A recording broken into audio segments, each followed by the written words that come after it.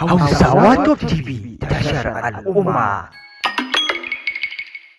Magana ta ƙare sakamakon zaben gwamnan jihar Kano. Al'umma a yanzu sun fara taya Abba gida murna a dangane da hasashen wato lashe zaɓe da aka gani, inda a yanzu yake da ƙuri'u mafi rinjaye da tazara mai yawa a dangane da ƙuri'u wato da ake lissafawa. Inda a yanzu local government 36 sun kammala a cikin 44 da ake da su. Kaga kenan 'yan kaɗan ne suka rage, inda a yanzu wato 'yan jam'iyyar APC wasunsu sun fara saduda, sun fara nuna cewa haka Allah ya so. Domin kuwa a yanzu gaba ɗaya dukkan alƙaluma sun nuna Abba gida shine zai yi nasarar wannan zaɓe. Masu saurare, kamar yadda muke ci gaba da kawo muku sakamakon zaben yadda abubuwan suke wakana a halin da ake ciki dai, jihar Kano tana cike makil, kowa yana dakon jin sanarwa daga INEC akan wannan sakamako na gwamnan da ya nasara a wannan zaɓe.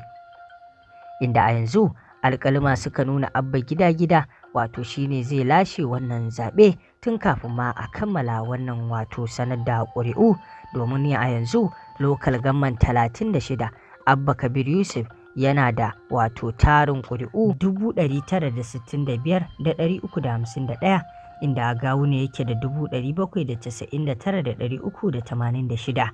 Ga dai ragowar jam'iyyun nan inda kuke ganin 8,011, inda a yanzu alƙalma suka nuna wato kaga kenan a cikin local government 44 da ake da su a yanzu ga guda 36 sun kammala. Kaga kenan a yanzu bai fi zuwa 8 ne suka rage ba.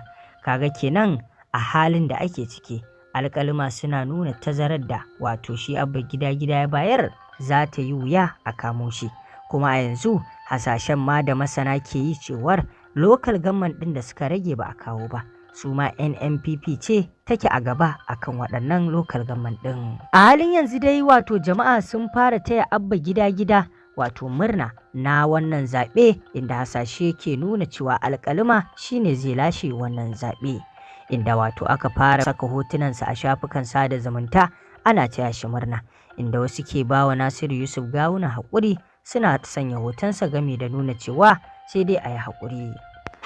Wasu daga cikin 'ya'yan jam'iyyar APC ma da kansu sun fara saduda a dangane da yanayin yadda zaben yake tafiya. A halin yanzu dai babbar sanarwa da ake jira ita ce ta INEC, domin ita ce za ta sanar duk wanda ta ambata shi ya ci to fa zahiri shi ya ci.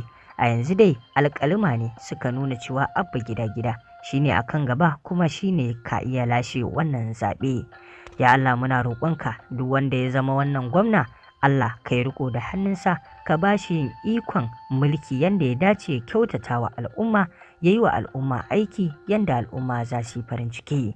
To masu saurare, me za ku ci a dangane da wannan sakamakon zaɓe da ake kai a wannan lokaci?